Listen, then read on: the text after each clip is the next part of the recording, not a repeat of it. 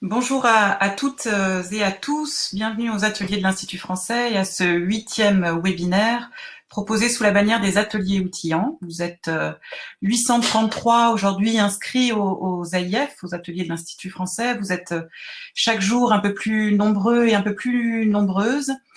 C'est pourquoi je dirais quelques mots d'introduction avant la session pour vous aider à vous orienter et repérer dans la programmation des AIF. Nous sommes en fin de parcours sur la première saison des ateliers outillants qui ont démarré le 15 juin dernier. Cette programmation, vous le savez, a pour objectif de vous délivrer une information sur des objets précis en lien avec la programmation de l'Institut français et la programmation de vos établissements. Deux autres rendez-vous vous seront proposés en prime du rendez-vous d'aujourd'hui. Vous seront proposés la semaine prochaine, le 15 juillet, notamment un autre webinaire dédié à la coopération européenne, le 15 juillet à 10h, heure française. Et cette programmation donc des ateliers outillants reprendra à partir du 15 septembre. Notamment autour des appels à projets de l'Institut français. Alors, je pense bien évidemment à l'appel à projets dédié à la formation locale et régionale des postes, le PAF. Je pense également au fonds franco-allemand, je pense au fonds Médiathèque 21e, au fonds d'Alembert et à la démarche qualité et à bien d'autres encore. Voilà. Alors, cette programmation, elle sera progressivement publiée sur le site, sur la plateforme, dans l'onglet des ateliers outillants et complétée à partir de la rentrée de septembre. La semaine prochaine, nous ouvrirons officiellement les ateliers en ligne en présence de la direction de l'Institut français le 17 juillet à 14h, heure française toujours. Ce seront des directs qui seront qui compteront sur des allocutions de nos deux ministres de tutelle. Donc toujours à 14h, cette programmation vous sera confirmée sur la plateforme des ateliers. Vous recevrez également des messages d'information pour vous inviter à rejoindre les sessions. Et cette ouverture sera suivie à 15h30 d'un webinaire, donc dans cet espace de la plateforme, un webinaire autour qui présentera la campagne mondiale digitale de promotion de l'apprentissage du français. Donc cette session est prévue à 15h30. Alors cette ouverture, elle précédera une semaine du 20 au 24 juillet qui sera dédiée à des sessions de partage, de réflexion sur des sujets majeurs pour l'évolution du réseau culturel. La programmation de ces ateliers dits thématiques est en ligne pour bonne partie depuis hier soir. Elle sera complétée jusqu'à la fin de la semaine. Donc, je vous invite à consulter ces pages de présentation de la programmation sur les ateliers thématiques afin de vous inscrire, puisque chacune des sessions est réservée à une jauge maximale de 50 personnes afin de faciliter les échanges. Alors, bien évidemment, les sessions, comme pour les webinaires, seront proposées à la rediffusion. Elles sont également pour bonne partie répliquées, c'est-à-dire que un même atelier sera reconduit à des horaires différents tout au long de la semaine afin de permettre l'ensemble du réseau culturel, quelle que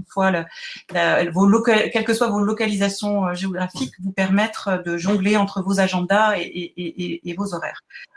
Je vous invite également à découvrir l'onglet inventaire de la plateforme des ateliers de l'Institut français. Dans cet onglet, vous retrouverez des contributions vidéo de plusieurs de nos collègues conseillers, conseillères, attachés culturels, directeurs d'Alliance française, d'Institut français, qui apportent des éclairages sur la période qui a été vécue avec la crise sanitaire et qui apportent des points de vue sur des perspectives d'évolution pour notre réseau culturel. Voilà, alors la proposition du webinaire du jour est portée par le pôle Europe de l'Institut français, dirigé par Anaïs Fontanelle, que je remercie pour sa contribution. Vous vous verrez à l'écran que c'est un webinaire qui compte sur des interventions plutôt féminines et qui font honneur à la diplomatie féministe que nos gouvernements respectifs portent haut et fort. Je laisserai Anaïs Fontanelle vous présenter le déroulé de cette proposition ainsi que nos intervenantes, et je vous retrouve pour ma part en fin de session pour vous annoncer plus précisément la programmation de la semaine prochaine. Je vous invite à utiliser le chat tout au long de la session. Donc, vous double-cliquez sur l'onglet chat à droite de votre écran. Utilisez-le pour nous poser poser des questions à nos intervenants tout au long de la session. On y sera attentive pendant l'ensemble de la session. Voilà, je vous souhaite un bon webinaire à tous et à toutes. Et Anaïs, c'est à toi. Merci. Merci beaucoup Claire. Bonjour à tous, je suis Anaïs Fontanelle, je suis la responsable du pôle Europe de l'Institut français. C'est le pôle qui coordonne les projets européens auxquels l'Institut français participe en tant que chef de file ou partenaire. À ce titre, je suis également focal point, ce qu'on appelle focal point de NIC pour l'Institut français. Donc c'est moi qui fais le relais entre ce qui se passe au niveau du réseau ENIC et mes collègues de l'Institut français. ENIC, c'est un réseau dans lequel l'IF est impliqué depuis sa création et dans lequel on souhaite s'impliquer de plus en plus et de manière de plus en plus forte, comme en témoigne le webinaire d'aujourd'hui, pour lequel je remercie beaucoup ENIC Global pour sa participation. Comme je disais, nous souhaitons renforcer cette implication dans ENIC. La période actuelle nous semble renforcer le besoin de partenariats forts et le fait de se serrer les coudes entre Européens, en particulier quand on travaille loin, comme c'est le cas pour certains d'entre vous. C'est notamment pour cela que nous avons décidé cette année d'augmenter de manière assez substantielle notre participation au Cluster Fund, qui est un fonds auquel vous pouvez participer auquel vous pouvez candidater en tant que cluster unique et qui soutient des initiatives menées par les clusters, dont le prochain appel sera lancé en septembre. Mais je laisserai mes collègues de NIC revenir là-dessus de manière plus détaillée. Donc encore une fois, merci beaucoup à ENIC d'avoir accepté cette invitation dans le cadre des AIF, et merci beaucoup également à Nicolas Mezzalira, directeur de l'Alliance française de Lima au Pérou, d'avoir accepté également de venir témoigner de son expérience à Lima, à une heure particulièrement matinale pour lui. Donc vraiment merci beaucoup d'avoir mis le réveil pour nous. Pour ceux que la coopération européenne intéresse, Claire l'a mentionné, nous aurons un autre webinaire la semaine prochaine, le 15 juillet à 10h, qui lui portera plus sur vraiment le montage et de projets européens par le réseau, en présence du Relais Culture Europe et de Guillemette Madinier, que certains d'entre vous connaissent peut-être déjà et qui est chargé de mission pour les financements européens pour le réseau au sein de la représentation permanente de la France auprès de l'UE à Bruxelles. Tout au long de ce webinaire, je garderai un œil sur le chat pour pouvoir relayer vos questions. Donc, n'hésitez pas à les poster au fil de l'eau dans le chat, et puis je les poserai à nos différents intervenants par la suite. Et avant de donner la parole à Eunice, je passe tout de suite la parole à Céline Lostis, qui est rédactrice à la DGM et qui est le focal point de NIC pour le ministère. Céline, si vous me permettez, je voudrais juste m'assurer que Nicolas nous entend. Je vous entends, et merci. Quelques mots, c'est un plaisir d'être avec vous depuis Lima, au Pérou. Bienvenue. Bonjour à toutes. Céline, c'est à vous. Merci. Alors, effectivement, comme le disait Anaïs, moi je travaille à la DGM au sein de la sous-direction de la culture et des médias, où je suis en charge du suivi des dossiers culturels multilatéraux et notamment, pour ce qui nous intéresse aujourd'hui, des dossiers européens et du réseau unique pour lequel je suis focal point. Voilà. Alors, ce que je voulais dire aujourd'hui, c'est que pour nous, au département, la coopération européenne en matière culturelle est clairement une priorité. En fait, ça repose sur une volonté présidentielle, tout simplement, de poser les bases d'une Europe culturelle qui soit fondée sur la diversité, sur le dialogue, sur la valorisation d'un patrimoine pluriel. Et dans ce cadre-là, la culture a vraiment toute sa place. Céline, pardonnez-moi, on ne vous entend pas très bien. Peut-être que votre micro est couvert par Alors, de la documentation. je vais essayer de me rapprocher peut-être de mon écran. Vous m'entendez mieux? C'est mieux. D'accord. Pardonnez-moi. Rapprochez encore, non, pas de problème. N'hésitez pas à me dire hein, si vous m'entendez vraiment mal. Alors, dans ce cadre-là, nous, au département, notre action suit 4 objectifs principaux. En fait, le premier, c'est vraiment d'essayer de renforcer le rôle de la culture dans l'action extérieure de l'Union et de défendre une prise en compte qui soit plus transversale de la culture dans l'ensemble des politiques qui peuvent être développées. Le deuxième objectif, c'est la poursuite du développement d'une stratégie culturelle européenne qui favorise, et ça c'est vraiment important pour nous, la mobilité artistique et la valorisation du patrimoine, qu'il soit matériel ou immatériel. Dans ce cadre-là, on essaye d'œuvrer à la défense, à la promotion des positions françaises dans le cadre des différentes négociations sur les réglementations européennes dans le domaine des ICC notamment. On a beaucoup travaillé dernièrement sur les services de médias audiovisuels, sur le droit d'auteur, par exemple, ce genre de choses. Et enfin, dernier objectif pour nous qui est vraiment important, et ça c'est dans le respect de la Convention de 2005 de l'UNESCO sur la diversité culturelle, dans laquelle on est particulièrement engagé, c'est de développer une stratégie de négociation des accords entre l'Union et les pays tiers qui permettent vraiment d'assurer l'autonomie du secteur culturel et la mise en œuvre d'une vraie politique culturelle extérieure de l'Union. Et dans ce cadre-là, pour nous, au ministère, il est clair que EUNIC joue un rôle qui est vraiment crucial. Pour nous, EUNIC est vraiment devenu un partenaire qui est reconnu des institutions européennes en matière de coopération culturelle, en raison évidemment de l'expertise spécifique qu'il peut apporter en s'appuyant sur vous, en fait, c'est-à-dire sur les réseaux internationaux de ses membres. Clairement, depuis 4 ans, il profite d'une visibilité accrue et pour nous, c'est vraiment important de soutenir l'action de ce réseau. Alors, nous, la France, nous sommes triplement représentés au sein d'EUNIC. Le ministère, l'Institut français de Paris et la Fondation Alliance française. Et le réseau EUNIC offre beaucoup d'opportunités intéressantes pour notre réseau.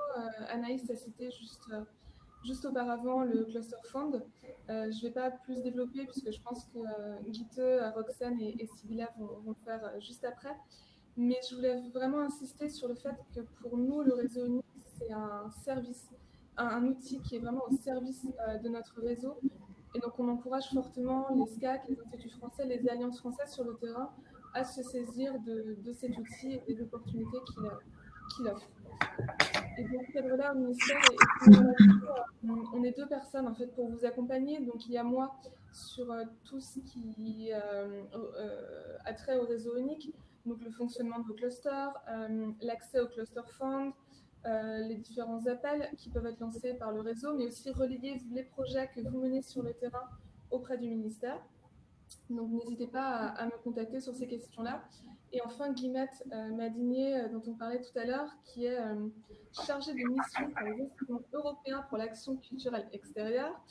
En fait, plus concrètement, elle est basée à Bruxelles au sein de l'ARP. Et en fait, elle a 3 rôles, 3 actions sur lesquelles vous pouvez vraiment la saisir. En fait, elle assure une veille stratégique et prospective. Donc, c'est pour ça que vous recevez régulièrement des emails de Guillemette pour vous solliciter sur tel ou tel projet, pour vous inviter à y répondre. Elle peut également vous accompagner dans le montage de projets européens. Donc, il ne faut pas du tout hésiter à la saisir dès que vous voulez monter quelque chose. Et enfin, elle relaye également la visibilité de vos projets auprès des institutions bruxelloises. Voilà, donc on est toutes les 2 à votre service, à votre disposition. Et là, je crois que je vais laisser la parole à EUNIC. Alors, je ne sais pas, Guite peut-être. D'accord. OK. Merci et bienvenue aussi de notre côté. Sybilla va lancer la présentation. Pourquoi et comment travailler dans le cadre d'EUNIC dans la période actuelle? Alors, c'est pas seulement un séminaire ou un webinaire sur EUNIC, mais sur comment travailler dans ce cadre aujourd'hui. Moi, c'est Guite George, c'est la directrice d'EUNIC. d'origine en fait du Goethe-Institut. Alors ce poste-là de directeur, directrice circule parmi les membres d'UNIC. Et voilà, je vais commencer à parler un peu sur les développements récents et après mes collègues Roxane Chavoir et Sibylla Pritani vont me compléter sur les opportunités que vous avez dans le cadre d'UNIC et aussi quelques projets que nous avons apportés aujourd'hui. Alors, regardons la situation actuelle. C'est vrai que le coronavirus a perturbé la culture dans une dimension inédite. Pas seulement les secteurs culturels nationaux, mais aussi bien sûr l'échange culturel, les relations culturelles ont été affectées. Et c'est dans cette situation grave pour notre secteur que le conseil d'administration d'UNIC a décidé de rédiger une déclaration commune sur la contribution des relations culturelles à la solution de la crise en donnant l'importance aux relations culturelles. Alors, cette déclaration a été signée ou approuvée par tous les 36 membres d'UNIC dans le cadre de la dernière assemblée des membres le 4 juin. Et cette déclaration qui est aussi disponible en français, ici l'image donne l'original en fait en anglais, mais on a fait une traduction grâce au ministère. Et en fait, il y a 4 parties dans cette déclaration. Une, c'est pour ça donne quelques chiffres sur comment le secteur a été affecté. La deuxième partie parle de l'importance des relations culturelles. Par exemple, on dit que les relations culturelles créent un esprit de dialogue et de solidarité mondiale. Les relations culturelles sont des facteurs indispensables de confiance et de compréhension qui contribuent à un monde plus pacifique. Alors, ici, on a vraiment ramassé tous les arguments qui nous aident à expliquer pourquoi notre secteur est important, notamment aussi dans cette crise et à la solution, en fait, donner des solutions pour cette crise. La troisième partie donne des pistes pour le futur, par exemple, que partout dans le monde, le secteur culturel local a besoin de soutien. Et ça, en fait, c'est précisément la raison pour laquelle le cluster fonds qui a été mentionné par Anaïs et par Céline, le cluster fonds de cette année soutient ou a comme but le soutien pour les secteurs culturels locaux. Il sera bientôt lancé, alors vous pouvez vous préparer en fait pour soumettre des candidatures pour ce fonds d'UNIC. Et la troisième partie de cette déclaration propose des mesures à prendre, tout en finissant que ensemble, le réseau UNIC et ses membres sont prêts à remplir leur rôle dans cette crise-là. Alors, nous vous invitons à lire et à diffuser cette déclaration parmi vos partenaires, les partenaires dans la scène culturelle, mais aussi les interlocuteurs dans la politique aussi.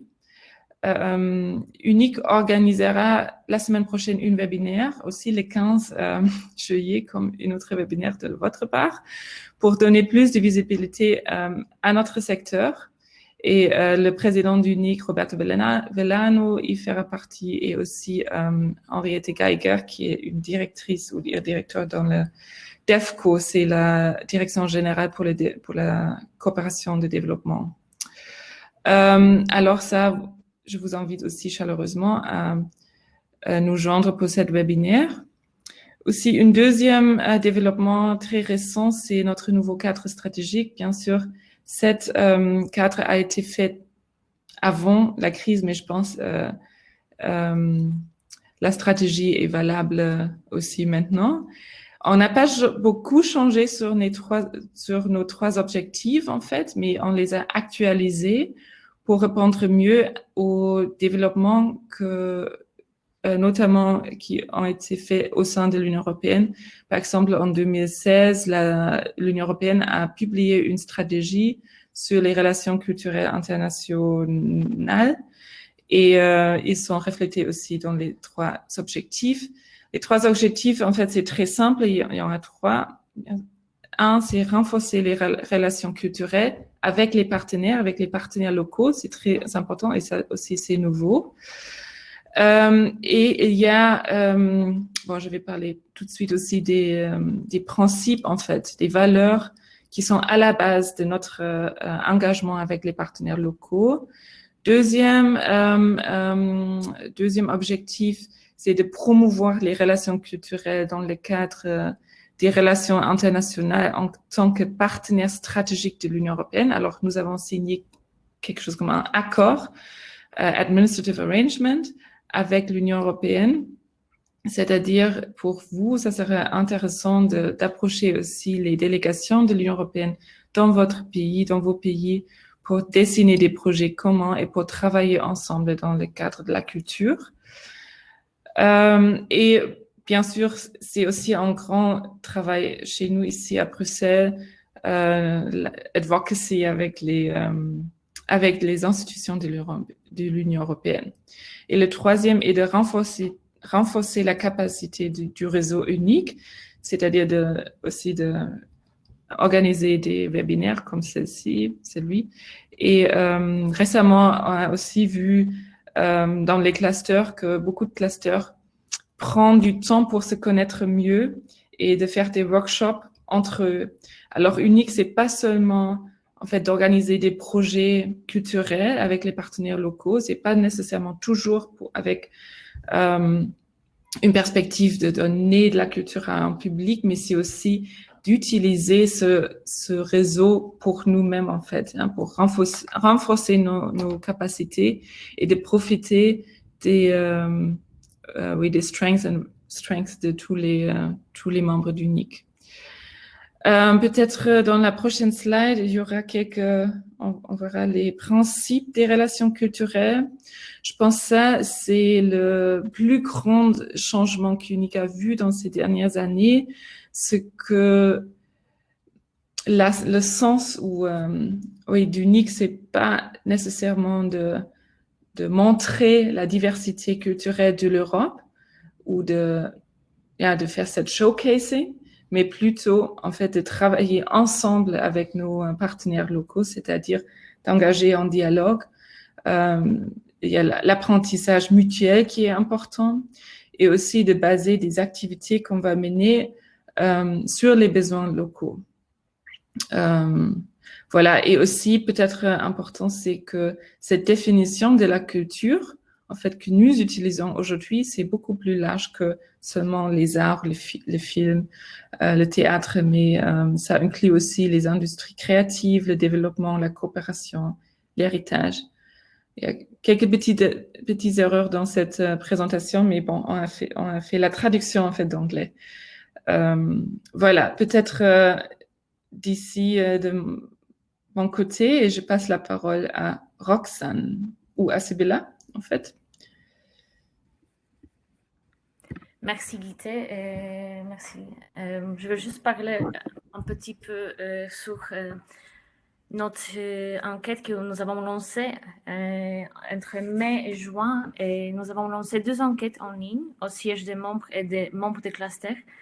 Et sur la base des 32 réponses de siège des membres des UNIC et aussi des 49 réponses des branches locales et le cluster, nous avons créé un rapport qui documente et analyse l'impact de la crise de Covid-19 sur les membres de l'UNIC.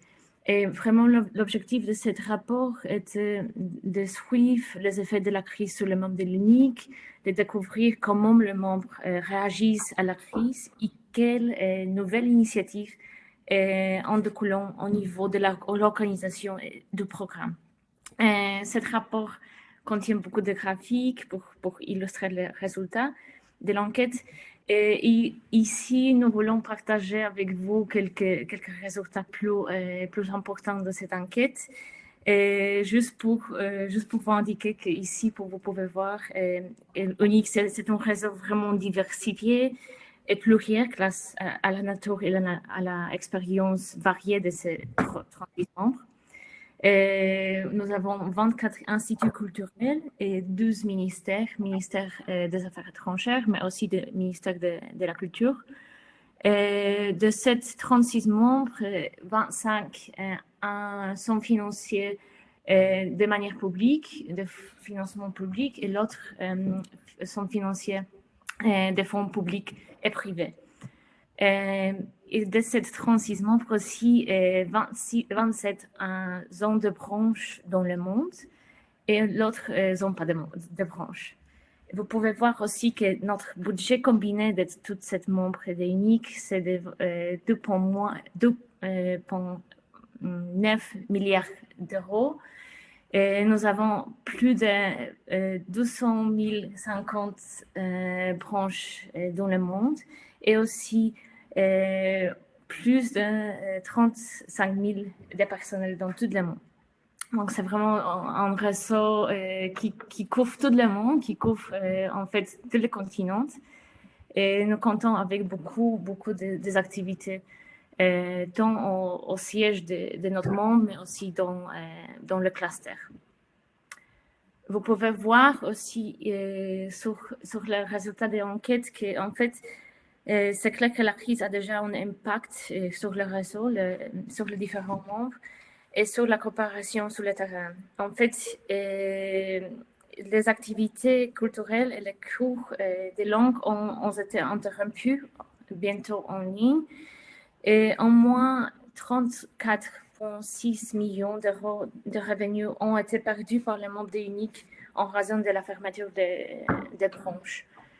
Mais aussi, en même temps, les membres de UNIC ont été vraiment actifs de réaffecter plus de 7 millions d'euros pour réaffecter de nouvelles programmations aussi. Et aussi, de cette somme, 1 million d'euros a été réaffecté pour un contenu digital. Et nous avons aussi gardé quelque chose sur cette coopération au terrain. Donc, en fait, nous avons vu que beaucoup de clusters, 30% de clusters a planifié des nouveaux projets. Et beaucoup de projets qui ont été proposés dans cette époque ici, c'est des projets de formation en ligne pour le secteur culturel, aussi des programmes de subvention pour les projets en ligne. Et on a aussi vu des programmes de financement d'urgence pour les artistes et les professionnels. Et l'autre type de projet qui ont été lancés pour le cluster, c'est des projets participatifs en ligne. On a aussi ici récupéré quelques résultats sur le futur. Donc, en fait, beaucoup de membres de cluster ont créé une nouvelle vision comment sortir de cette crise. Et ils ont aussi réfléchi sur les prochains pas dans cette crise-là. Et ils ont identifié que dans le futur, c'est vraiment probable que nous voulons voir plusieurs formats hybrides pour les projets, aussi plus de demandes de contenu en ligne et des formats complètement nouveaux pour les projets aussi. Donc, ça, c'est aussi vraiment intéressant de voir qu'il y a beaucoup d'intérêt de créer de nouveaux projets et de nouveaux formats. Et aussi, les collègues, ils ont identifié que beaucoup de projets dans le futur vont être plus focalisés localement. Et aussi, l'autre chose, c'est aussi d'avoir beaucoup de plus conscience environnementale dans le projet.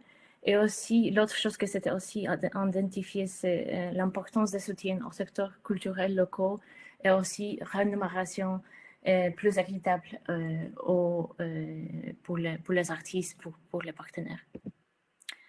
L'autre chose qui était aussi identifiée dans cette enquête, c'est nous avons aussi demandé pour le changement à long terme. Et donc, beaucoup de membres, ils ont aussi identifié que normalement, dans le futur, vont voir plus de réunions en ligne et aussi moins de voyages d'affaires, plus de télétravail et plus de processus internes numérisés. Nous avons aussi, l'enquête comprenait aussi des questions ouvertes pour comprendre les besoins actuels des clusters. De nombreux membres de clusters ont exprimé le besoin de ressources financières pour les activités en ligne, ainsi que le renforcement des activités à l'expertise professionnelle. D'autres ont également souligné l'importance des nouvelles idées pour le contenu en ligne et de nouvelles outils en ligne pour la communication interne au sein des clusters. Et les membres de cluster aussi, ils ont identifié un besoin plus large de soutenir les structures culturelles locaux et les artistes locaux. Donc ça c'était vraiment, il y a beaucoup plus de résultats et plus de conclusions de ce rapport-là. Nous avons partagé ce document avec vous, donc nous vous invitons de lire ce rapport et des conclusions de ce rapport, parce qu'en fait, ça capte beaucoup d'exemples riches aussi, d'exemples comment les membres de UNIC ont lancé de nouvelles initiatives. Et maintenant, je veux juste parler un petit peu sur le cluster, parce que peut-être quelqu'un de vous n'ont pas entendu parler de cluster. Donc, le cluster, normalement, c'est les branches de réseau établies où au moins 3 membres de UNIC sont représentés. Donc, normalement, pour l'instant, nous regroupons à 120 clusters dans plus de 90 pays du monde. Cet réseau a vraiment grandi dans ces dernières années.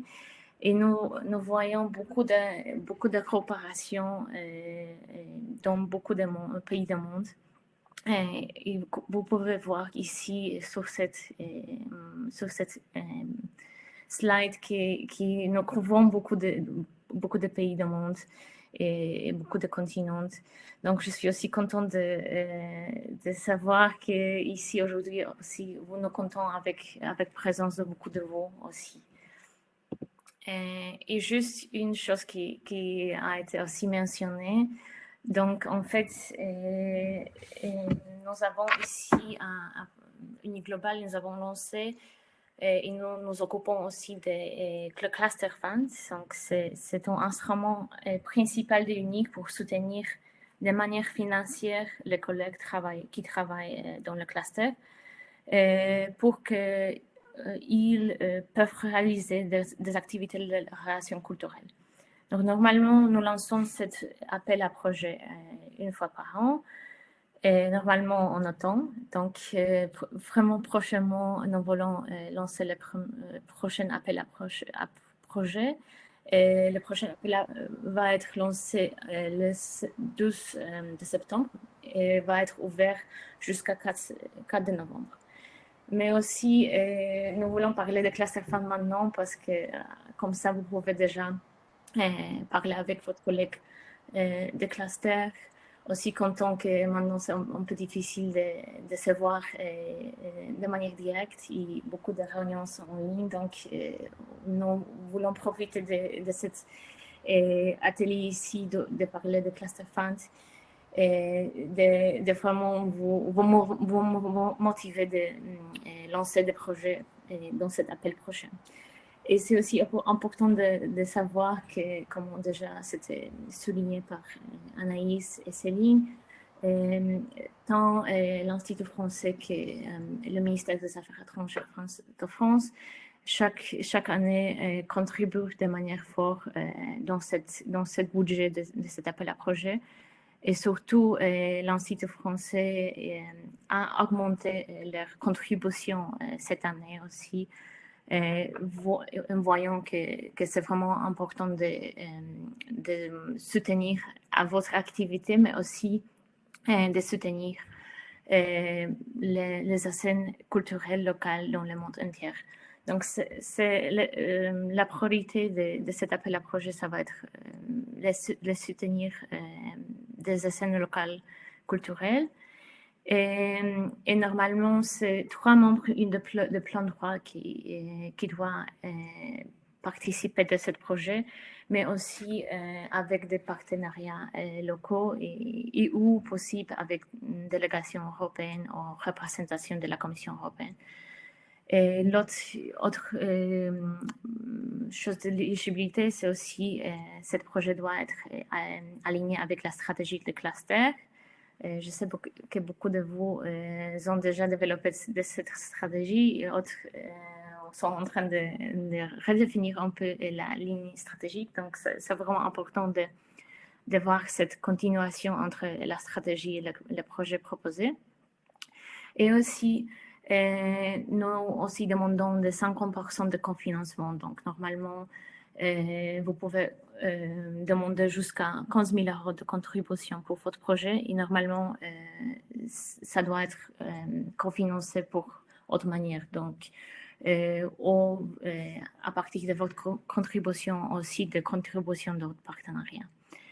Je ne vais pas parler beaucoup sur les critères de sélection, mais une chose qui est vraiment importante, et Guité a déjà parlé de ça, c'est l'approche au principe des relations culturelles. Donc, c'est vraiment important d'avoir des partenariats locaux, de co-créer avec eux, d'avoir de cette cohérence des idées, mais aussi d'expérience, tant entre les membres de cluster, mais aussi avec l'autre partenariat.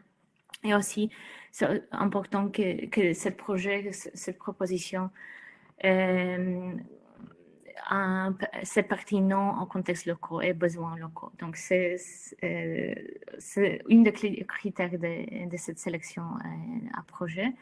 En fait, aussi demain, on va organiser un webinaire sur cet appel à projet. Donc, demain à 16h, d'heure Bruxelles, on va organiser un webinaire où on va parler beaucoup plus de cette opportunité des cluster funds. Cet webinaire, ça va être en anglais, mais quand même, on vous invite de participer demain aussi. Et juste pour vous donner quelques exemples de projets qui ont été soutenus pour le Cluster Fund en 2019.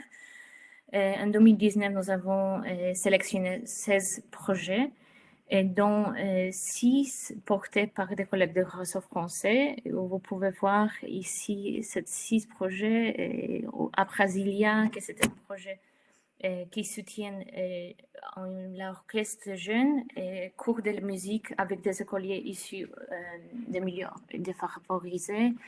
En Athènes aussi, le cluster grâce à l'Institut français a proposé un projet de capacité pour la sustainabilité. Donc, c'est un programme de formation pour les agents culturels de vraiment créer une capacité dans le domaine de sustainabilité et environnement. Et à Kolkata, le collègue de l'Alliance française à Kolkata et d'ambassade de France à Thaïlande ont proposé un projet de résidence artistique. Donc, ces deux projets séparés, mais les deux travaillent dans ce domaine de résidence artistique. Et après aussi, les collègues de l'Institut français en Suède ont proposé un projet de festival de films d'animation avec aussi un partenariat fort local. Et aussi, les collègues de l'ambassade à Pristina ont proposé un projet qui supporte le projet de Manifesta 14. Donc, c'est juste de vous donner quelques idées des projets qui ont été apportés pour les collègues qui travaillent dans le réseau français. Et nous vous invitons de proposer prochainement de vos propositions. Et maintenant, je laisse la parole à Roxane. Pardon Roxane, juste avant de te passer la parole pour compléter ce que tu disais, Sybilla, merci beaucoup. Il y avait une question dans le chat concernant les chiffres, justement, le montant du Cluster Fund. Peut-être je te laisserai redonner le montant global du Cluster Fund. Mais pour ce qui est de la contribution française, le MAE et l'IF contribuent chacun à hauteur de 20 000 €. Soit un total donc de 40 000 € pour la France, qui nous place parmi les plus gros contributeurs au Cluster Fund, qui du coup est d'un total de… Bon, cette année, on n'a pas encore défini. Et donc, en fait, parce que le budget de chaque appel à projet est basé sur contribution volontaire des membres. Donc, en fait, le budget de chaque année change. L'année dernière, c'était autour de 230 000 euros. Mais on espère que cette année, ça va être vraiment plus que ça. Donc, on est toujours en train de parler avec les membres de UNIC en demandant de faire des contributions. Donc, on est en train de faire ça. Et une fois que ça, le budget est défini, on va lancer cet appel à projet. Que c'est presque 300 000 euros cette année. Alors, on espère. Ouais. Ça a beaucoup augmenté en fait ce montant. Et aussi plus de membres que jamais qui ont contribué. Alors, ce sont des contributions volontaires. Et on a bien réussi à motiver plus de membres qu'avant, en fait, à contribuer. Alors, voilà, j'espère qu'on peut soutenir plus de projets que jamais aussi. Alors, Merci. Ouais, merci. Et donc, pour continuer, une autre opportunité qui est offerte par UNIC, c'est le European Spaces of Culture. Donc, en fait, c'est une initiative qui a commencé d'abord en 2019 sous le nom de European Houses of Culture, et c'est en fait une action préparatoire qui est initiée par le Parlement européen afin de tester des nouveaux modèles de collaboration. Donc, la particularité, c'est que en fait, la sélection se fait sur plusieurs étapes.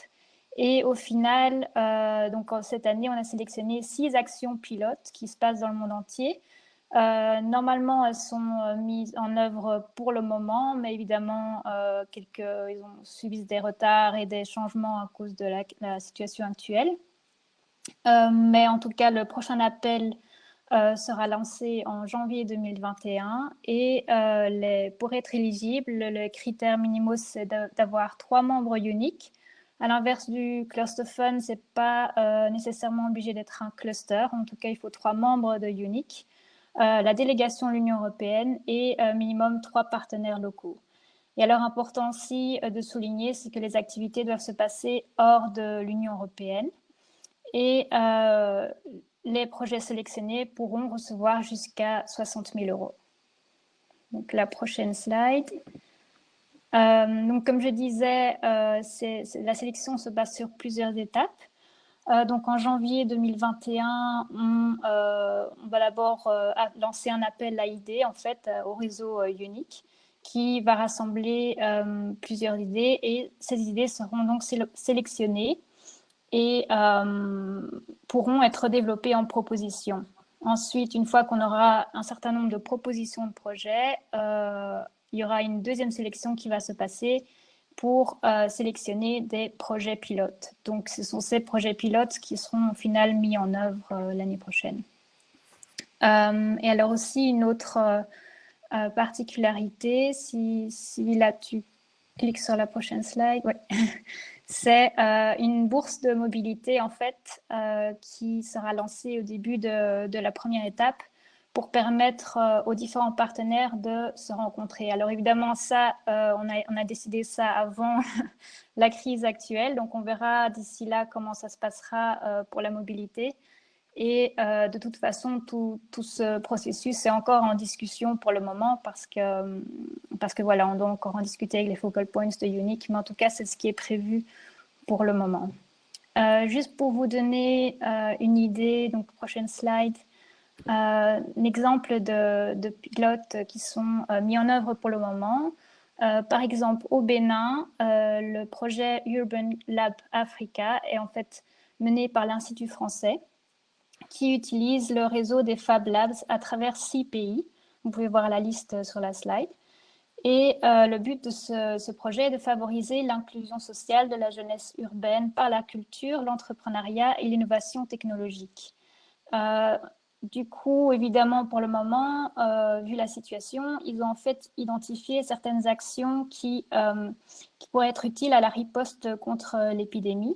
Notamment, une de ces actions, c'est la création de masques à destination de jeunes volontaires de santé en milieu scolaire. Donc, vous pouvez voir là sur la photo le design des masques qui sont en train d'être créés.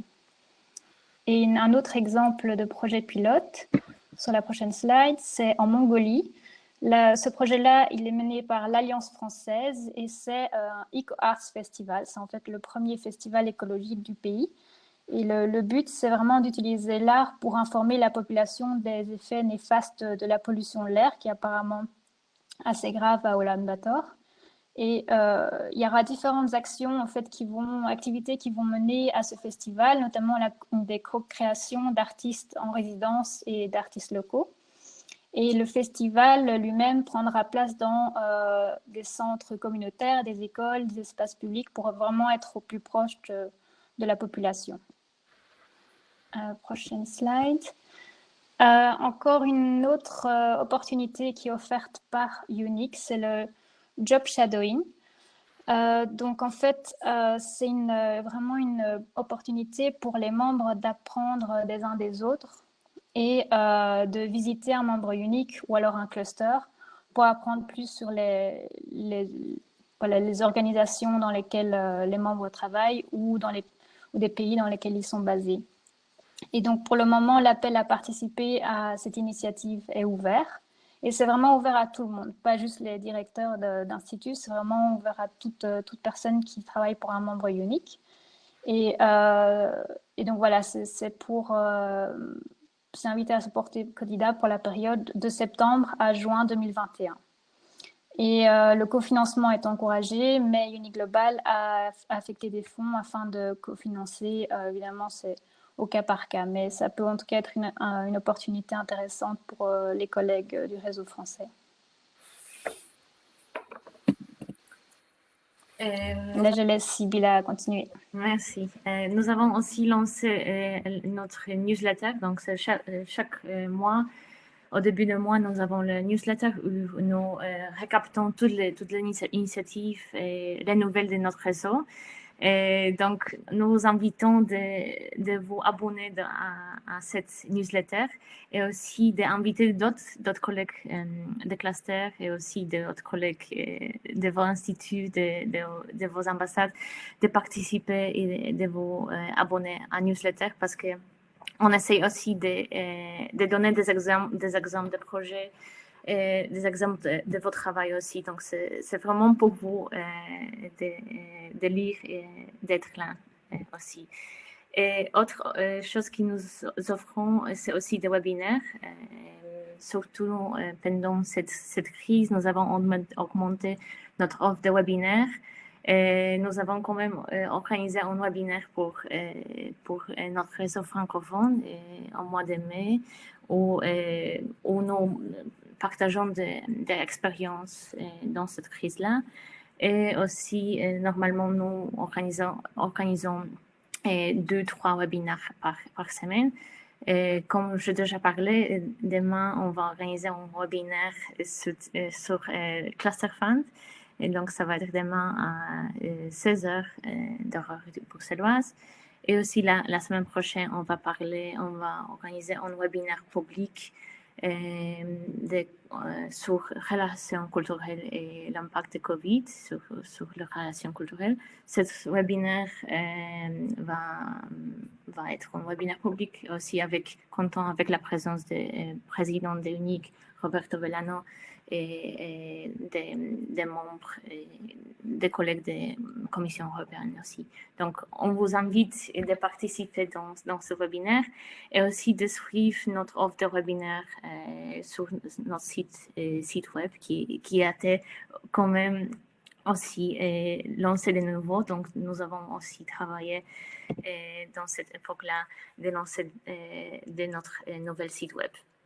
Et une autre chose qui aussi on organise à Uniglobal, c'est des séminaires régionaux. Vu que maintenant c'est un peu difficile de voyager et de nous rencontrer en direct, ça c'est un peu difficile.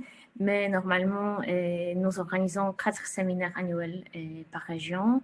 Et normalement, ces séminaires régionaux, c'est pour les présidents de cluster. Et l'idée de ce séminaire, c'est normalement c'est un séminaire de 2-3 jours où nous échangeons sur différentes idées de collaboration, et nous encourageons la coopération et le renforcement de clusters. Et nous essayons aussi d'avoir des sessions conjointes avec les délégations de l'Union européenne. Donc, normalement, cette année, nous devons avoir deux autres séminaires régionaux, mais vu comment la situation développe, normalement, maintenant, nous voyons avec notre équipe à Uni Global de comment peut-être nous pouvons augmenter des activités en ligne et aussi d'avoir des réunions entre les clusters, mais aussi avec les membres des clusters en ligne. Donc, ce que moi et Roxane a essayé de faire dans les derniers mois, c'est d'avoir plusieurs réunions avec les clusters et aussi avec les collègues de différents clusters, de continuer cet échange et de continuer cette collaboration. Donc, c'est aussi important de savoir. Et je laisse la parole à Roxane. Merci. Alors, juste avant de terminer, quelques chiffres sur la participation du réseau français. Pour ce qui est de l'Institut français et des ambassades françaises qui sont présents dans les clusters, en fait, il y en a 86 au total. Bon, ça, c'est les chiffres qu'on a dans notre base de données. C'est possible qu'il y en ait plus.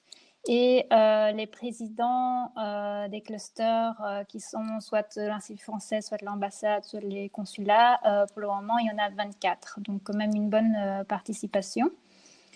Et pour ce qui est de l'Alliance française est membre dans 50 clusters sur 120 donc au total, et présidente dans 13 clusters. Et maintenant, je vais laisser la parole à Nicolas Mezzalira, qui est le directeur de l'Alliance française de Lima. Et voilà, c'est intéressant de savoir que l'Alliance française a récemment signé un contrat avec la délégation de l'Union européenne. Donc, je vais laisser Nicolas en parler.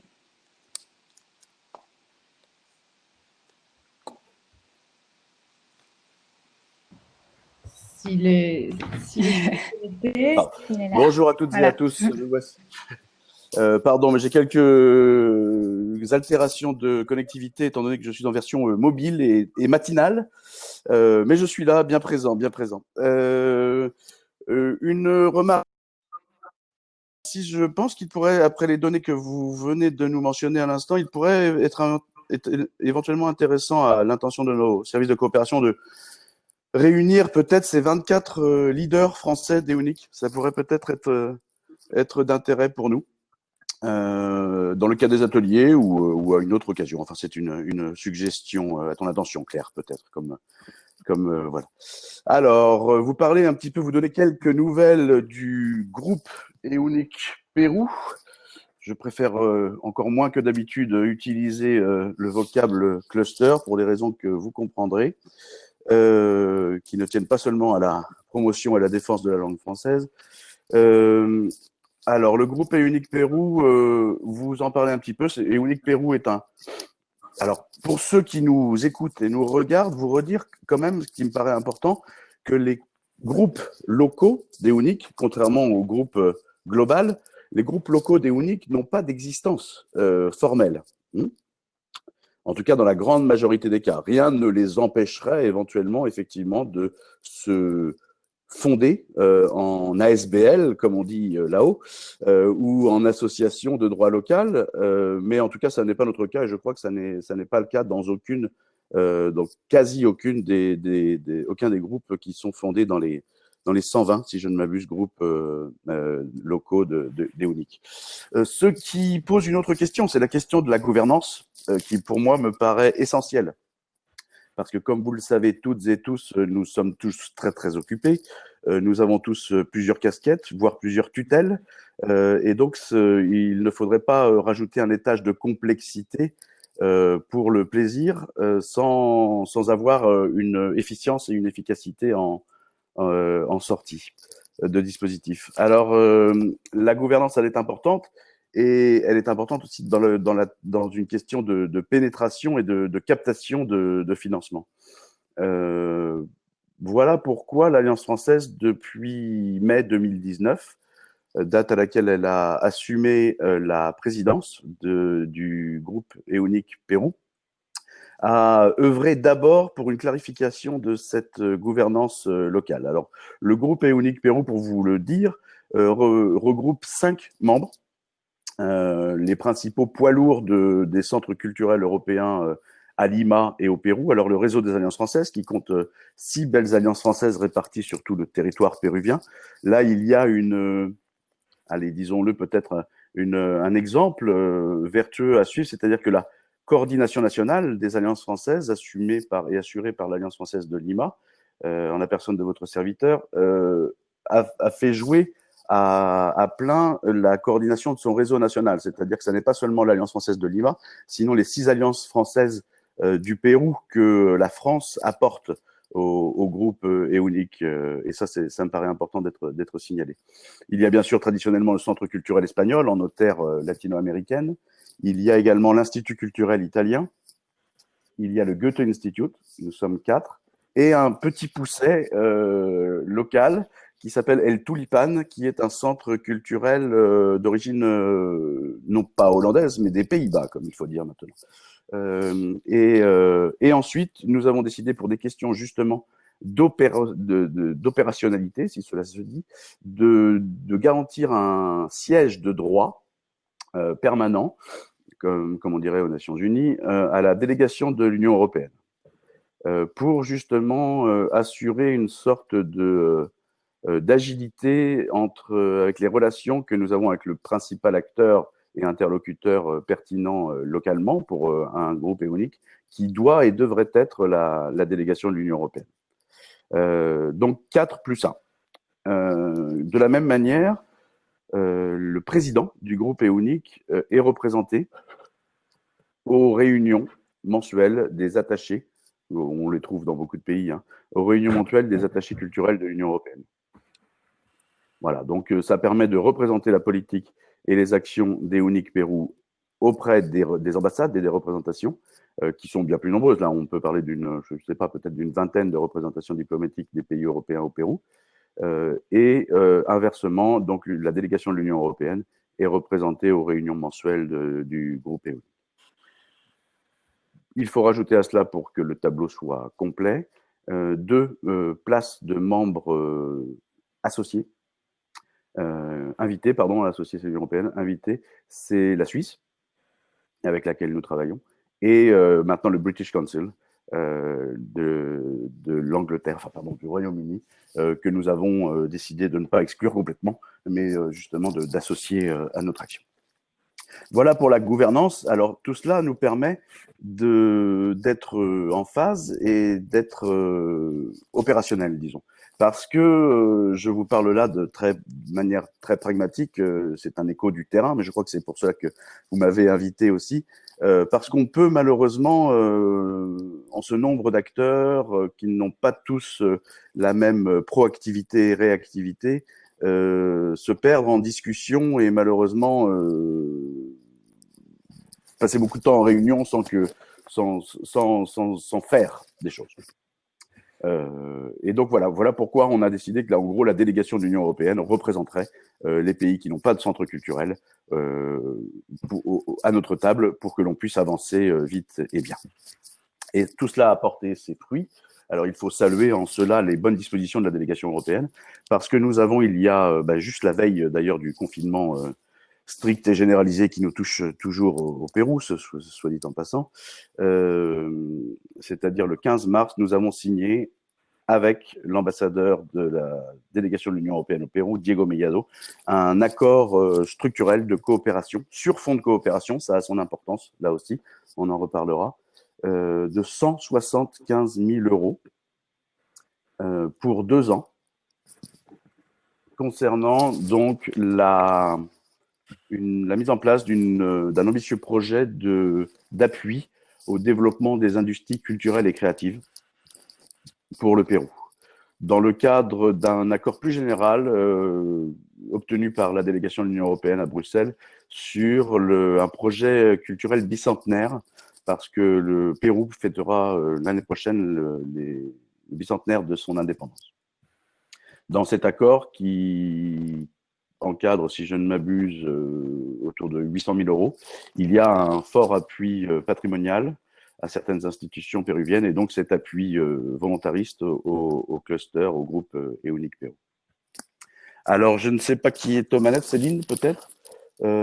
Si tu peux nous montrer éventuellement d'autres visuels, la bannière générale qui concerne les industries culturelles autour du cinéma, des arts de la scène et de l'espace public. Bon, c'est anecdotique. De toute façon, je vais vous expliquer, vous exposer en quoi consiste cet accord.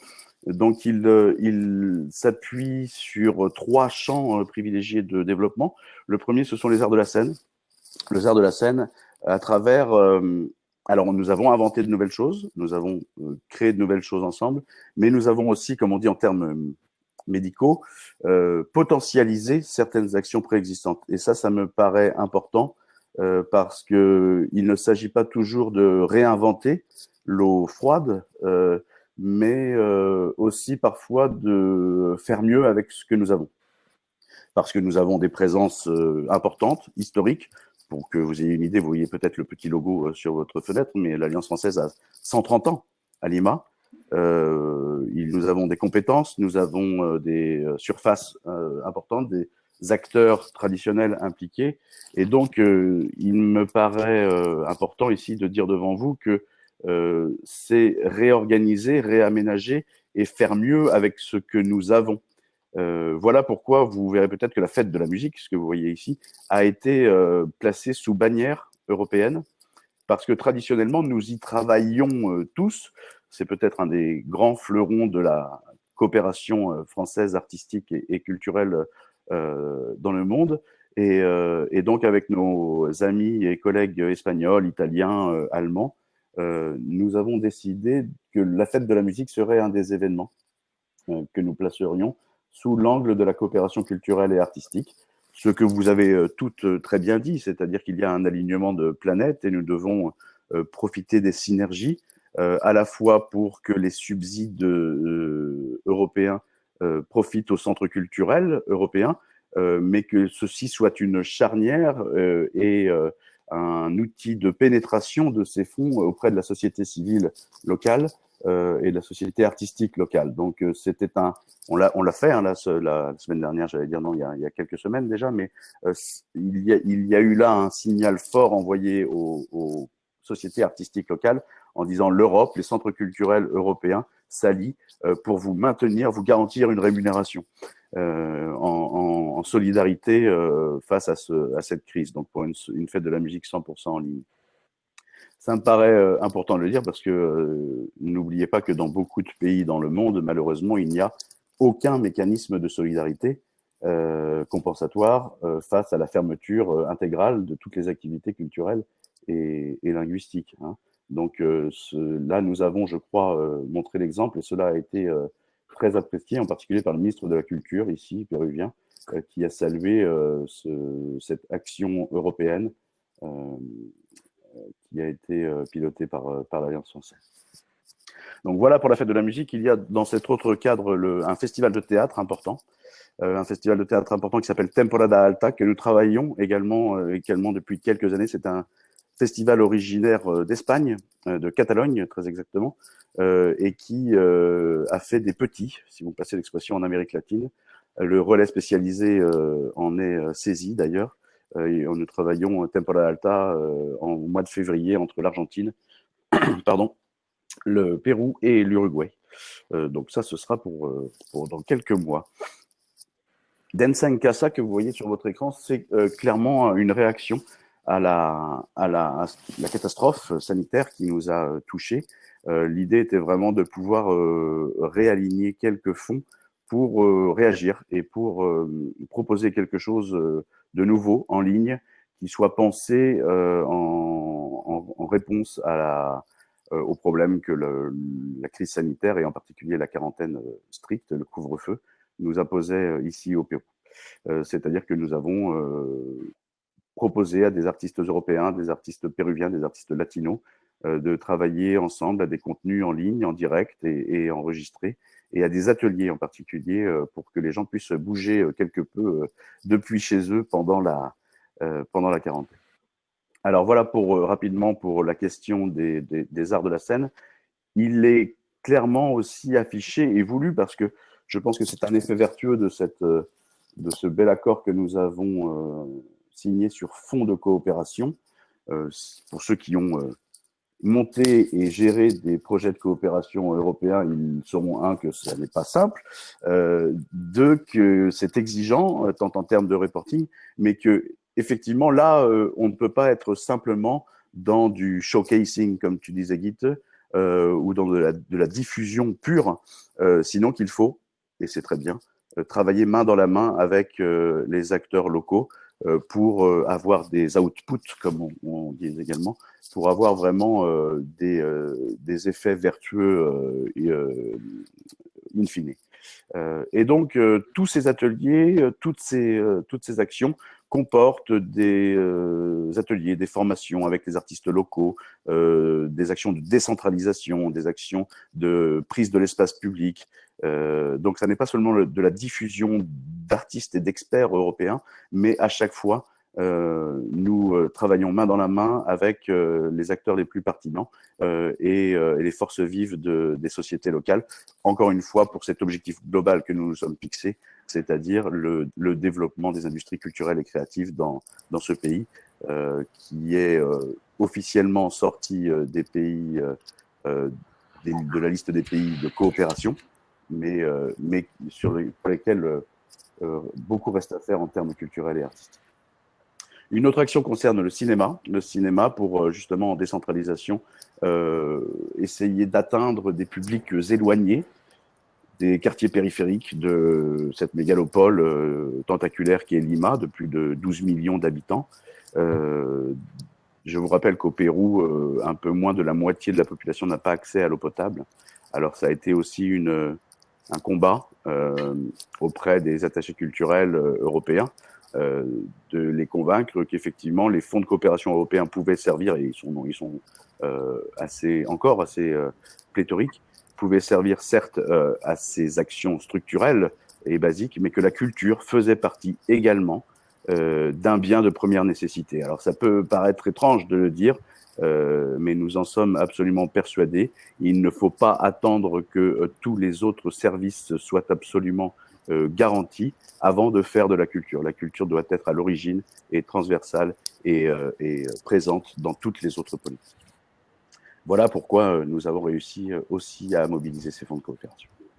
Le cinéma, je vous le disais, donc Punto al Cielo, qui est une grande action. Pardon, Nicolas, je pense, oui, est-ce qu'on peut, je vois une question en fait dans le chat, peut-être juste très brièvement le projet entre le Pérou et l'Uruguay, et après on aimerait bien ouvrir la discussion pour dans le chat s'il y a d'autres questions en fait sur l'action d'UNIC.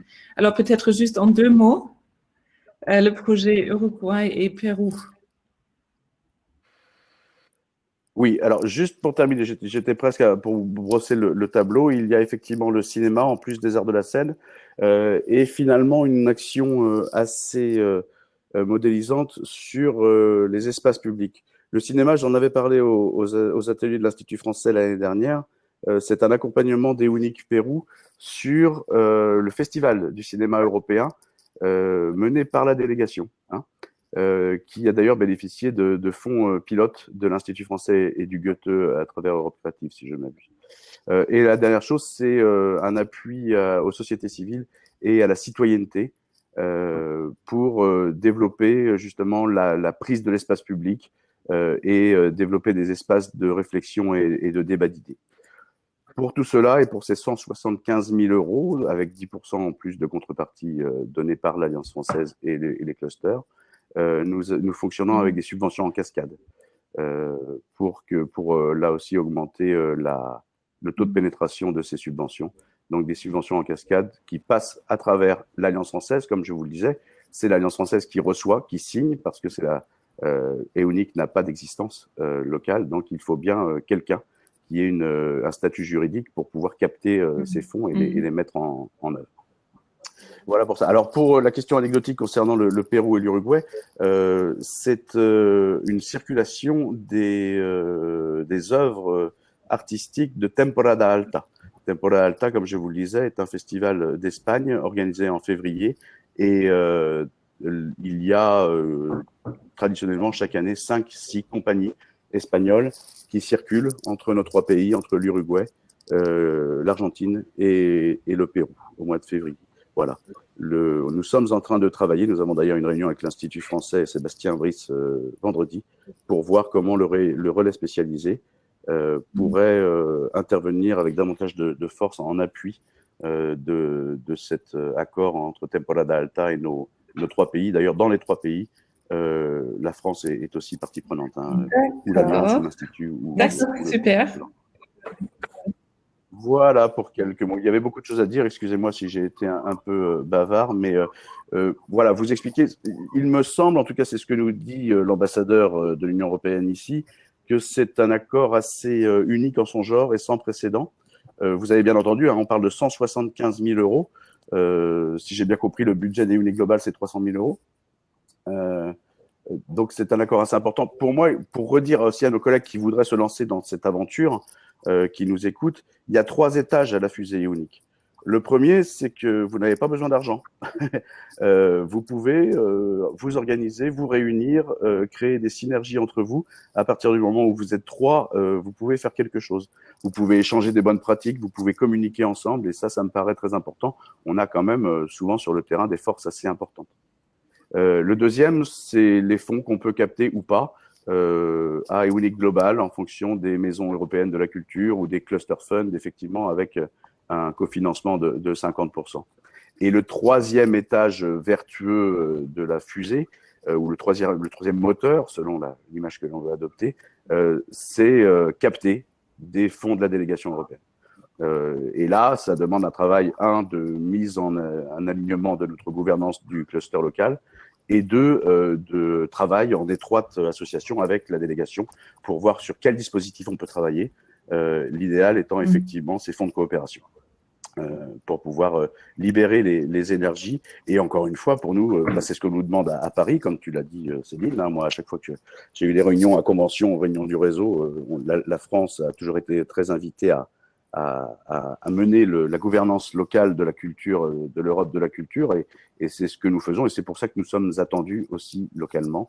Ça donne une très bonne image à tout le monde, et d'autant plus en ces temps de crise où l'Union fait plus que jamais la force. Merci beaucoup Nicolas pour toutes ces informations. C'est très riche d'avoir aussi l'éclairage vraiment du réseau et de comment est-ce que on peut se saisir de cette dynamique-là localement. Moi, ce que je retiens de tout ce que vous avez dit, c'est effectivement que ça participe à transformer les modalités d'action du réseau. Et Eunic le travail au sein des clusters ou des groupes Eunic locaux peut vraiment accompagner ces transformations-là et on peut s'appuyer sur le dialogue qu'on a avec nos partenaires européens pour réfléchir ensemble à comment faire évoluer nos modalités d'action.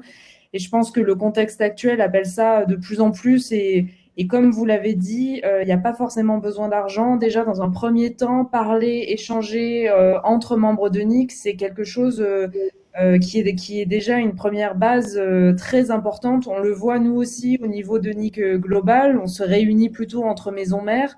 Et c'est vrai que on pense connaître très bien nos homologues européens et en fait, on est quand même plus différents qu'on ne le pense ou plus complémentaires qu'on ne le pense.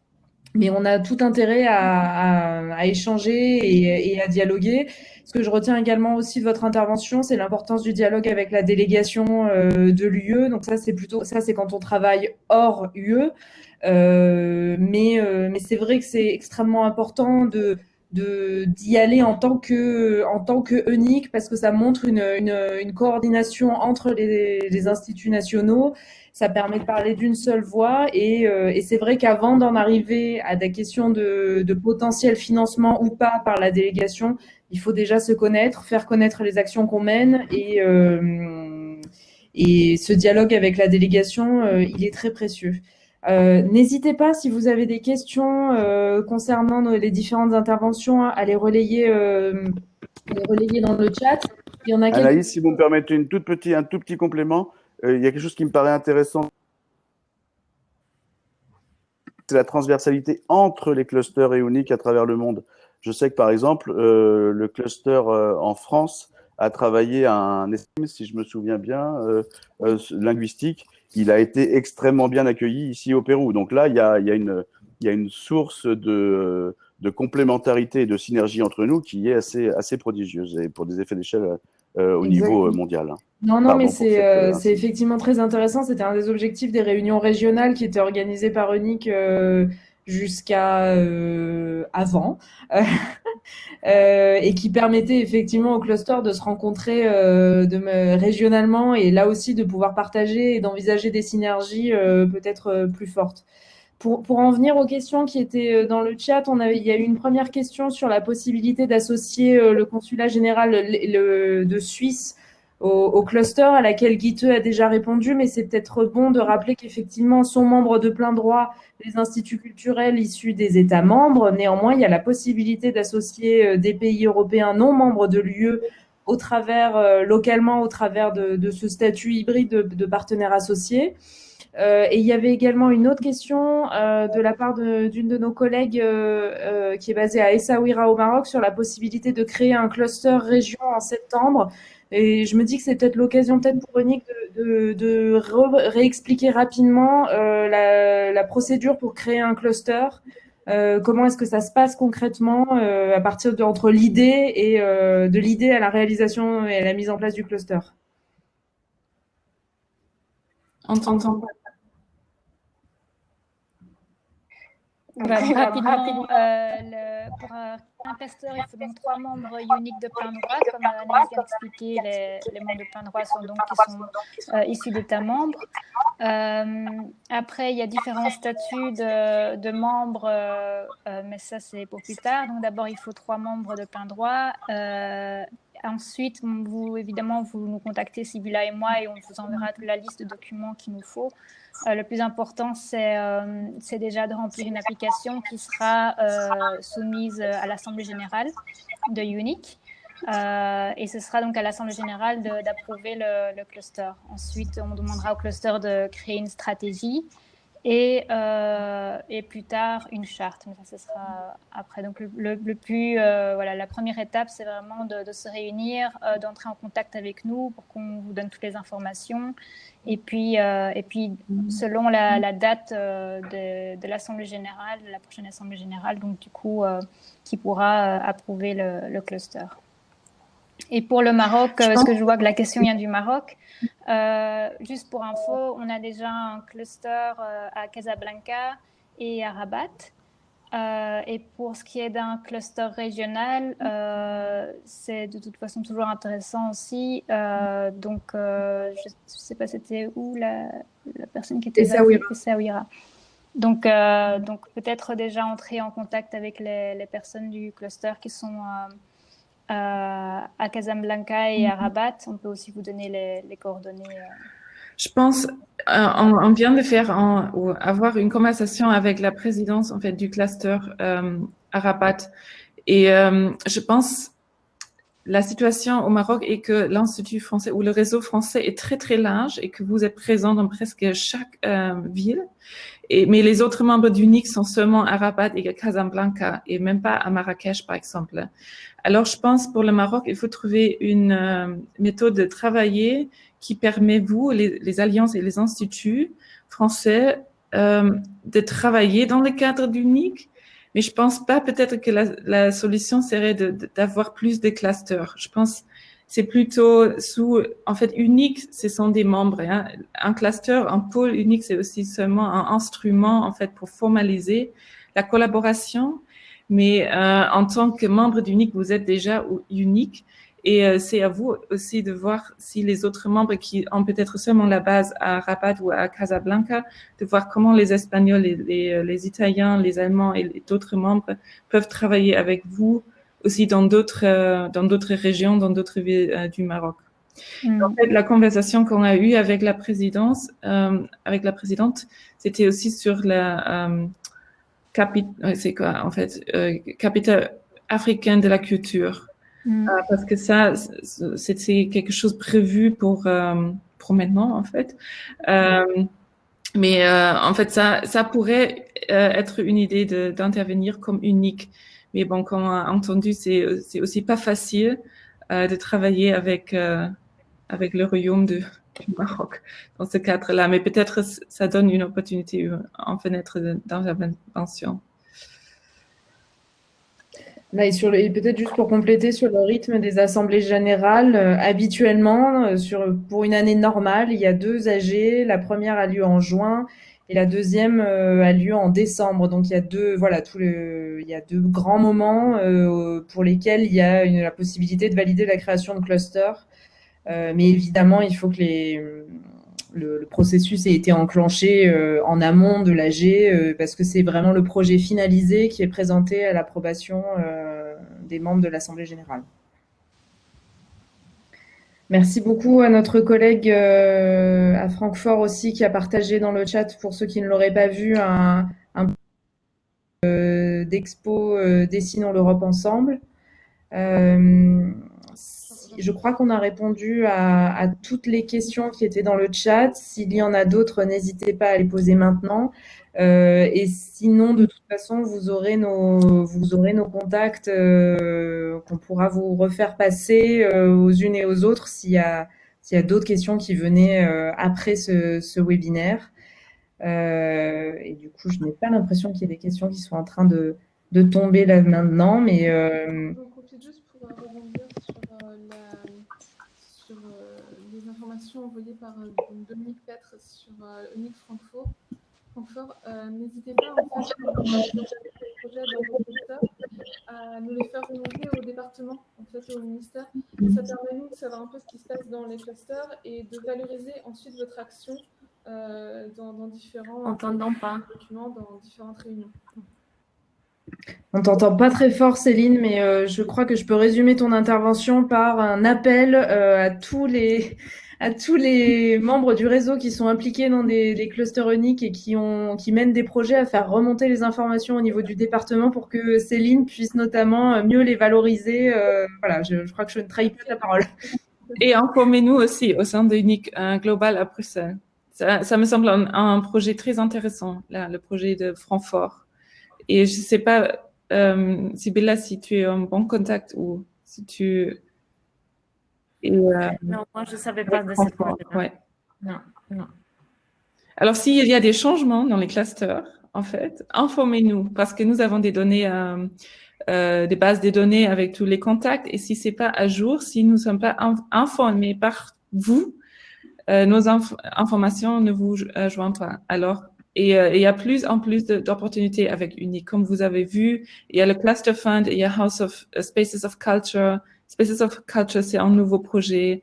Le job shadowing aussi, l'échange en fait de personnel, cette offre de mobilité dans le cadre d'Unique, c'est aussi nouveau. Alors, on est très active et donnez-nous des informations s'il y a des nouvelles, des nouveaux membres, s'il y a un changement dans la présidence, tout ça.